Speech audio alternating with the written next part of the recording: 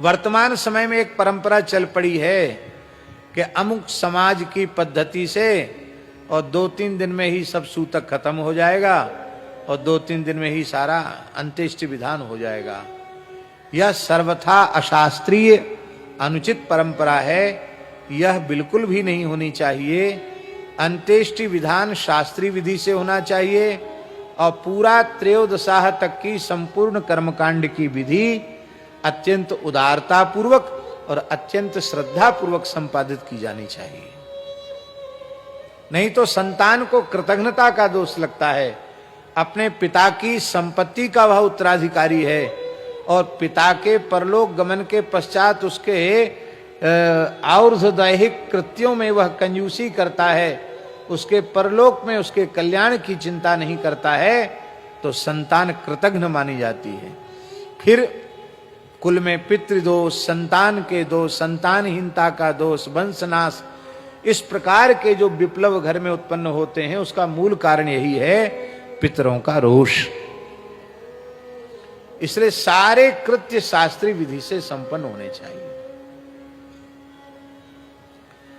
गृहस्थ व्यक्ति का अंत्येष्टि संस्कार होना चाहिए। सन्यासी को अग्नि में नहीं जलाना चाहिए। जो निवृत्ति मार्ग के पथिक हैं, विरक्त हैं, उन्हें उत्तम पक्ष है कि उनकी जल समाधि हो और कहीं जल उपलब्ध न हो तो उनको धरती में उनके देह को स्थापित करना चाहिए। थल दाह कहते हैं उसको, वो होना चाहिए, पर अग्निदाह नहीं होना चाहिए। महाराज जी, गरुड़ पुराण में लिखा है कि किसी व्यक्ति ने आतुर संन्यास ले लिया है मृत्यु के क्षण में, तो भी उस व्यक्ति का पुनर्जन्म नहीं होगा। मान लो आतुर संन्यास भी नहीं लिया है, मरते समय हृदय से असंग हो गया और संकल्प कर लिया कि अब शरीर संसार से मेरा कोई संबंध नहीं है, मैं केवल भगवान का हूं, भगवान मेरे हैं, मैंने सब कुछ त्याग दिया है, ऐसा संकल्प भीतर से कर लिया है, अपने मुंह से बोला नहीं, तो वह भी मृत्यु के क्षण में संन्यास भाव को स्वीकार करने वाला भी पुनर्जन्म को प्राप्त नहीं करता है। ऐसा गरुड़ अभी पाठ में अभी आया, 2-3 दिन पहले ही आए पाठ में। पर सन्यास माने केवल एक वेशभूषा मात्र नहीं है। सन्यास माने असंगता की चरमावधि। मृत्यु के क्षण में शरीर की, संसार की, संसार के संबंधियों की याद ना आवे, केवल भगवत चिंतन हो, केवल ब्रह्म चिंतन हो। ये महाभारत में विदुर जी के संबंध में लिखा है, विदुर जी ने कहीं विधिवत सन्यास नहीं लिया था।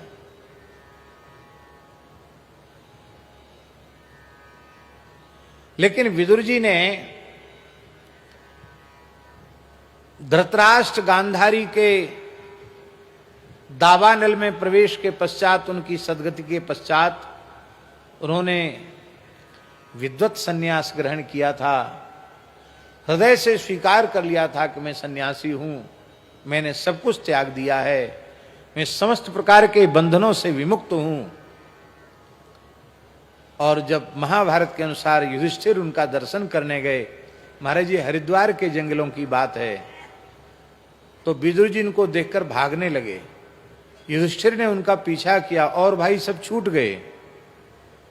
तब विदुर जी एक पीपल के सहारे खड़े हो गए और उनके शरीर से दिव्य कांति चिटक रही थी। उनके नेत्र बड़े तेजोमय थे और उन्होंने अपनी दृष्टि से जैसे ही युधिष्ठिर की दृष्टि एक की, युधिष्ठिर की दृष्टि से दृष्टि मिलाई, उसी समय उनके शरीर से तेज प्रकट हुआ और नेत्रों के माध्यम से, युधिष्ठिर के नेत्रों के माध्यम से उनमें समाहित हो गया। उन्होंने अपने देह का त्याग कर दिया। युधिष्ठिर ने रुदन किया, मेरे चाचा, मेरे हितैषी, यही एकमात्र मेरे हितैषी थे, चलूं मैं इनका शास्त्रीय विधि से दाह संस्कार करूं। वे काष्ठ इकट्ठा करने लगे। उसी समय आकाशवाणी हुई, धर्मराज युधिष्ठिर, तुम अधर्म का काम मत करो। इन्होंने हृदय से सन्यास भाव को स्वीकार कर लिया था, इसलिए अब यह अग्नि संस्कार के अधिकारी नहीं है। इनको गंगा जी के जल में प्रवाहित करो। इसलिए सर्वथा निषेध है, विरक्त का अग्निदाह सर्वथा निषेध है। हमारे श्री अयोध्या जी में श्री रामानंद संप्रदाय की पवित्र परंपरा में अयोध्या जी के जितने विरक्त संत हैं, चाहे वे बड़े से बड़े महंत महामंडलेश्वर ही क्यों न हो, वो सभी अभ्यागत सामान्य संत और बड़े श्री महंत सबका अंतिम में शरयू जल समाधि ही सबको दी जाती है। किसी का अग्नि संस्कार नहीं होता। हमारे वृंदावन में भी हमने बहुत पहले 45-40 साल पहले की बात, 30-35-40 साल पुरानी बात बता रहा हूं, उस समय भी महात्माओं को जल समाधि ही होती थी। अब अग्नि में जलाना लोगों ने शुरू कर दिया है। पर अग्नि में जलाने के बाद और तर्क ये देते हैं कि हमने अग्नि का त्याग थोड़ी किया। अरे भाई, त्याग तो नहीं किया, लेकिन अग्नि में संस्कार कर देने के बाद फिर संपूर्ण वैदिक कर्मकांड होना चाहिए। 10 गात्र विधान पिंड से ही उसके देह का निर्माण होता है, नहीं तो वो बिना देह का रहता है और बड़ी उसकी दुर्गति होती है। इसलिए अग्निदाह के संबंध में गरुड़ पुराण में लिखा है, जलदाहे भवेद विष्णु स्थलदाहे भवेद शिवः अग्निदाहात् भवेद प्रेतः प्रेत कार्यस्तदुच्यते। अग्निदाह से प्रेत होता है, तो जब प्रेत माने जब तक उसका त्रयोदशाह नहीं हो जाता है तब तक वह प्रेत होता है। सपिंडीकरण होने के बाद वो पितर बनता है। जब पितरों में मिलाया जाता है तब वो पितर होता है। अब कर्मकांड कौन करेगा? आपने घर छोड़ दिया, आपका गोत्र बदल गया, और यदि घर छोड़ने के बाद भी परिवार से संबंध रहा है तो घर आपने क्या छोड़ा? फिर किस बात का सन्यास लिया, किस बात का घर छोड़ा? घर छोड़ा और घर से संबंध रहा आया तो क्या छोड़ा? इसलिए जो निवृत्ति पथ के पथिक हैं उनका अग्नि संस्कार नहीं होना चाहिए। गोष्ठ में धरती में गाड़ दो, जल नहीं हो तो, क्योंकि जहां गोष्ठ है वहीं गंगा जी, यमुना जी, सरस्वती, नर्मदा सब वहीं हैं। सारे तीर्थ धाम वहीं हैं जहां गोष्ठ है। सप्तपुरियां और सभी धाम वहां हैं जहां गोष्ठ है।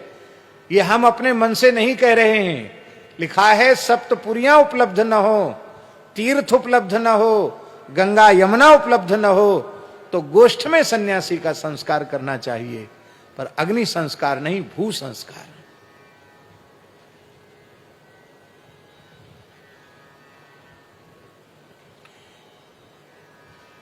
आजकल लोग कहते हैं हम तो भगवान के अनन्य भक्त हैं, अनन्य प्रेमी हैं, हमको इस वैदिक कर्मकांड की जरूरत नहीं है।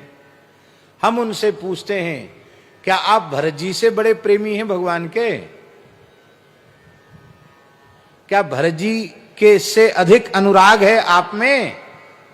पर यहां ध्यान दीजिए, श्री भरत जी महाराज ने सोधि सुमृति सब वेद पुराणा कीन भरत 10 गात्र विधाना, 10 गात्र विधान किया।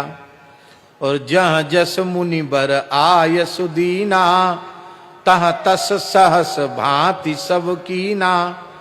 हजारों जैसी आज्ञा श्री वशिष्ठ जी ने दी, उसको हजारों गुने उत्साह से भरत जी ने संपादित किया। समस्त प्रकार के दान, एक एक प्रकार के दान को 1000 गुना करके भरत जी ने दिया। धेनु बाजी गज वाहन नाना, गायों का दान किया, अश्वों का दान किया, हाथियों का दान किया, वाहनों का दान किया। और कहां तक कहें, सिंहासन भूषण बसन अन्न धरन धन धाम दिए भरत लहि भूमि सुर भे परिपूर्ण काम। सिंहासन, गहने, कपड़े, अन्न, पृथ्वी, धन, मकान सब कुछ ब्राह्मणों को आपने दिया, और इतना दे दिया भरत जी ने ब्राह्मणों को कि उन ब्राह्मणों को फिर जीवन में किसी दूसरे से कुछ लेने की आवश्यकता नहीं पड़ी। भरत जी की राम भक्ति तो है ही है, भरत जी की पितृभक्ति कैसी अद्भुत है। पितु हित भरत कीन्हे जैसे करनी, पितु हित भरत कीन्हे जैसी करनी, सो मुख लाख जाए नहीं बरनी, सो मुख लाख जाए नहीं बरनी। गोस्वामी जी कहते हैं हमारे लाखों मुख हो जाएं तो भी भरत जी के इस अपनी पितृभक्ति में उत्साह पूर्वक किए गए अपने पिता के इन समस्त संस्कारों में जो उन्होंने उत्साह पूर्वक दान किया है उसका लाखों मुखों से भी वर्णन नहीं किया जा सकता। पुत्र के संबंध में गरुड़ पुराण का श्लोक है, 3 काम करे तो उसे पुत्र कहा जाता है। कितने काम करे? जीवतो वाक्य करणात्, जीवतो वाक्य करणात्, क्षया हे भूरि भोजनात्, गया पिंड प्रदानाच्च, त्रिभिः पुत्रस्य पुत्रता।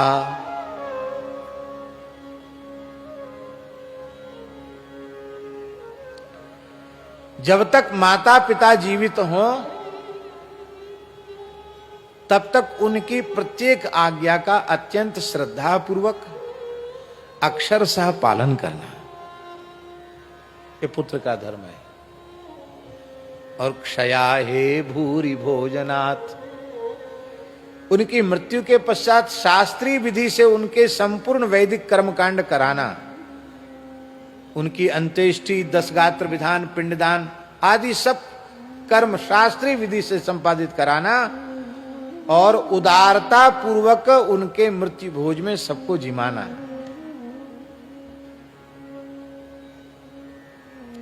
भूरि भोजनात्, लेकिन उस भूरि भोजनात् का यह अर्थ नहीं है कि आप लोगों में दिखावा करने के लिए सामर्थ्य से अधिक धन खर्च कर दें, अपना मकान गिरवी रख दें, खेत बेच दें, खलिहान बेच दें और फिर हजारों लोगों को जिमा दें, फिर कर्ज में पड़ जाएं। इसका निषेध है। महाराज जी, देव कृत्य ऋण लेकर संपादित किया जा सकता है, पर पितरों का कृत्य 1 रुपए भी ऋण लेकर नहीं किया जा सकता है। यहां तक आया है कि कोई अत्यंत निर्धन व्यक्ति है और उसके पिता के श्राद्ध की तिथि आ गई और वो उसके घर में खाने को नहीं है, वो ब्राह्मण को निमंत्रित करके क्या जिमावेगा, कैसे श्राद्ध तर्पण करे? तो लिखा है कि इस प्रकार से बाहें ऊपर करके, अपनी बगल देख करके, आकाश की ओर देख करके कहे, रोते हुए कहे, दक्षिण की ओर मुंह करके कहे कि मैं इस अवस्था में हूं कि मैं कुछ नहीं कर सकता हूं आपके लिए, रो ले, और वहीं की एक मुट्ठी घास उखाड़ करके किसी भी भूखी गाय को खिला दे तो उतने से ही पितर तृप्त हो जाते हैं। उसको श्राद्ध तर्पण के त्याग का दोष नहीं लगता है, लेकिन कर्ज करके नहीं करना चाहिए ये विधि।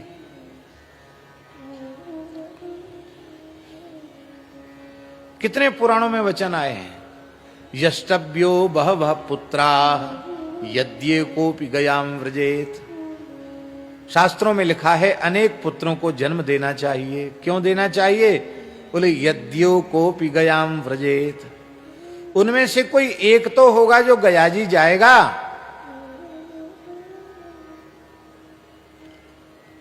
वृषोत्सर्ग की बड़ी भारी विधि है, वृषोत्सर्ग। और वह वृषोत्सर्ग भी 4 बछड़ी अथवा 5 बछड़ियों के साथ विवाह करके उनके उत्सर्ग की विधि अभी गरुड़ पुराण में आई है। उस समय यहां हुआ था तो बहुत से लोगों ने चर्चा उठाई थी, उसके बिल्कुल श्लोक प्रमाण अभी गरुड़ पुराण में वही प्रकरण आया है। पर वर्तमान और लिखा है सारा कर्मकांड एक और वृषोत्सर्ग एक और। सारा कर्मकांड करे और वृषोत्सर्ग न करे तो कर्मकांड की पूर्ति नहीं है। वृषोत्सर्ग बहुत जरूरी है। ये कितनी अच्छी सोच थी हमारे महापुरुषों की कि इस देश की वेद लक्षणा भारतीय देसी गायों की नस्ल कभी बिगड़े ही नहीं। उत्तम से उत्तम प्रजाति के वृषभ, नील वृषभ उसको कहा गया। नीलम वृषभमुद नीलम बा वृषमुत्सृजेत। नील वृषभ के लक्षण क्या है, उनके लक्षणों का वर्णन है। लेकिन वर्तमान की परिस्थिति ऐसी आ गई है कि यदि अब त्रिशूल और चक्र से चिन्हित करके वृषभ को छोड़ते हैं तो प्रजा में अश्रद्धा होने के कारण, निर्दयता क्रूरता आ जाने के कारण कई बार उन पर अत्याचार होता है। इसलिए दास का ऐसा मानना है कि वर्तमान समय की विकट परिस्थिति को देखकर वृषोत्सर्ग तो करना चाहिए, किंतु किसी पवित्र गौशाला में वृषोत्सर्ग करना चाहिए, जिससे उस वृषभ की अंतिम समय तक सेवा भी हो सके और उस वृषभ के बछड़ियों के साथ उसकी वंश वृद्धि भी हो सके। ये बात वृषोत्सर्ग की बात। एक भी तो गया जाएगा, सन्यासियों को भी गया जाने की आज्ञा है। हाँ, सन्यासियों के लिए लिखा है कि निवृत्ति परायण व्यक्ति जब गयाजी जाता है और विष्णुपद का दर्शन करता है और वह अपने दंड का स्पर्श विष्णुपद से कराता है तो उसके पितृ सब वैकुंठ चले जाते हैं। इसलिए विरक्त महात्माओं के पितर भी आशा करते हैं कि हमारे वंश का यह विरक्त साधु सन्यासी भी गयाजी में जाकर विष्णुपद का दर्शन करे। दर्शन मात्र से पितरों का कल्याण हो जाता है।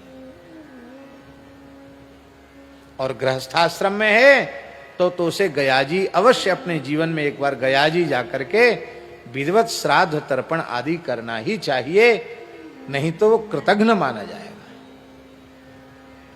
बोलो श्री गया धाम की, श्री गदाधर भगवान की, श्री विष्णु पद की, श्री फल्गु गंगा की। अब गया श्राद्ध की विधि क्या है? गया श्राद्ध की विधि है कि किसी धर्मनिष्ठ व्यक्ति के मन में गया श्राद्ध का संकल्प जगे तो सबसे पहले उसको अपने पितरों का आवाहन करके घर पर श्राद्ध करना चाहिए और क्षौर कर्म करा करके घर पर विधिवत श्राद्ध करके और उन पितरों को फिर साथ लेकर चलना चाहिए। फिर पहला श्राद्ध अपने घर पर, दूसरा श्राद्ध तीर्थराज प्रयाग में त्रिवेणी संगम में, चौथा श्राद्ध वाराणसी में मणिकर्णिका पर, और फिर पुनपुन नदी के पास श्राद्ध करना चाहिए और पुनपुन नदी को पार करके फिर गया में प्रवेश करके विधिवत 16 श्राद्ध संपन्न करने चाहिए। ब्राह्मणों को तृप्त करके तब आना चाहिए। ये है पूरी शास्त्रीय विधि। घर से चले और फिर घर आकर के उस अनुष्ठान को पूर्ण करें। हर व्यक्ति को गया, भगवान श्री राम गया श्राद्ध करने गए हैं। भगवान श्री राम गया श्राद्ध करने गए हैं। राम जी की धर्मनिष्ठा की परीक्षा लेने के लिए दशरथ जी आए। हाँ, राम जी ने जैसे ही पिंडदान किया तो तुरंत, गया जी की घटना है, तो राम दशरथ जी का हाथ आ गया पिंड लेने के लिए। अब बड़ी समस्या, पिताजी खुद हाथ निकल आया वहां। अब पिताजी के हाथ में पिंड दें कि कुशापर पिंड दें, और श्राद्ध में बोल सकते नहीं। तो भगवान श्री राम तो धर्म विग्रह हैं, उन्होंने कहा पिता के हाथ में पिंड देने की विधि नहीं है, कुशा पर जो आवाहन किया गया है वो कुश ग्रंथि पर पिंड देने की विधि है। तो जैसे ही कुश पर उन्होंने पिंडदान किया, दशरथ जी प्रकट हो गए। कहा वत्स, मैं तुम्हारी धर्मनिष्ठा की परीक्षा लेने आया था, कहीं भावुकता में तुम शास्त्राज्ञा का उल्लंघन तो नहीं करते हो। क्या कहना। जाने के बाद राम जी ने जानकी जी को थोड़ी फटकार लगाई है। ब्राह्मणों का भोजन हो रहा था, तुम कहां चली गई? 3 ऋषियों का हमने निमंत्रण किया था और तुमको अपने हाथ से परोस के जिमाना चाहिए। सारी रसोई तुमने अपने हाथ से बनाई और बिना जिमाए तुम छिप गई। मुझे परोसना पड़ा, अच्छी बात है, लेकिन तुम्हें उपस्थित होना चाहिए था, तुम गृहिणी हो। का प्रभु अपराध क्षमा करें, हमें तो ब्राह्मण दिख ही नहीं रहे थे। एक आसन पर मेरे पूज्य ससुर जी बैठे थे, दूसरे आसन पर मेरे ससुर जी के पिताजी बैठे थे और तीसरे आसन पर उनके भी पिताजी बैठे थे।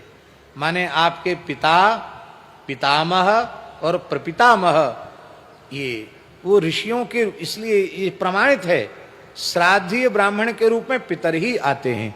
श्री जानकी जी ने तो कहा कि अपने ससुरों, पूज्य ससुरों के सामने मैं कैसे आ सकती थी, इसलिए मर्यादा के कारण मैं छिप गई। तब राम जी प्रसन्न हुए कि हमारा श्राद्ध सफल हो गया। अब एक प्रश्न है कि मान लो जिस व्यक्ति के नाम से हमने श्राद्ध किया है वो विशुद्ध ज्ञानी अथवा विशुद्ध भगवत भक्त है और वो मुक्त हो गया, आवागमन के चक्र से छूट गया, जो भी मोक्ष हो, कैवल्य हो गया, सायुज्य हो गया, सालोक्य हो गया, सामीप्य हो गया, साष्टी हो गया, जो भी उसकी भावना उपासना में मोक्ष हो, वो मोक्ष उसका हो गया। अब उसको पिंडदान जलदान की आवश्यकता नहीं है।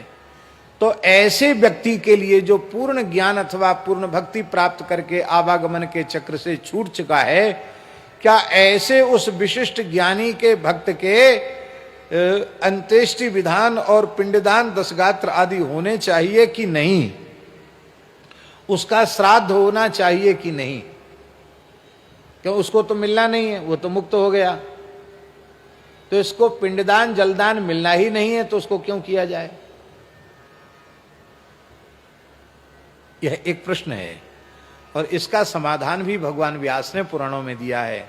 वो कहते नहीं, ऐसे लोग जो मुक्त हो चुके हैं उनका भी श्राद्ध तर्पण आदि श्रद्धा पूर्वक सविधि होना चाहिए। क्यों? क्योंकि उनके श्राद्ध तर्पण से उन्हें भले ही वह श्राद्ध तर्पण का फल न मिले, लेकिन संपूर्ण पितरों के महापितर हैं भगवान नारायण, सर्वेशाम पितृरूपी जनार्दनः। इसलिए उन मुक्तात्माओं के निमित्त किया गया पिंडदान जलदान सीधे भगवान तक जाता है। और जब भगवान उस जलदान पिंडदान से तृप्त होते हैं तो भगवान विश्वात्मा हैं और भगवान के तृप्त होने से पूरे ब्रह्मांड की आत्माएं तृप्त हो जाती हैं। इसलिए मुक्तात्माओं के पिंडदान करने की और अधिक महिमा है, भक्तों के पिंडदान जलदान की और अधिक महिमा है। हम ये विवेचन केवल इसलिए कर रहे हैं इस प्रकरण में कि ये जो शास्त्रीय विधान है इसकी उपेक्षा बिल्कुल भी नहीं होनी चाहिए। इसमें जितना भी अपने को शास्त्र का ज्ञान है, और मेरी ब्राह्मणों से भी प्रार्थना है कि ब्राह्मणों का भी धर्म है कि वे केवल पूजा पाठ कर्मकांड तक ही सीमित न रखें, वे श्राद्ध तर्पण आदि का विधान, अंत्येष्टि विधान और दशगात्र पिंडदान आदि के विधान, सपिंडी कृत्य आदि, ये सब जो कर्म, जो पितृकर्म है, उस पितृकर्म में भी उन्हें अत्यंत दक्ष होना चाहिए। देव कर्म में कुछ क्रिया में इधर का उधर हो जाए तो चलेगा, पितृकर्म में व्यतिक्रम होते ही श्राद्ध नष्ट हो जाता है। इसलिए श्राद्ध कर्म को बहुत अच्छी प्रकार से पढ़ना चाहिए और क्रियात्मक रूप से किसी विद्वान ब्राह्मण के आचार्यत्व में रह करके क्रियात्मक रूप से उसको सीख भी लेना चाहिए।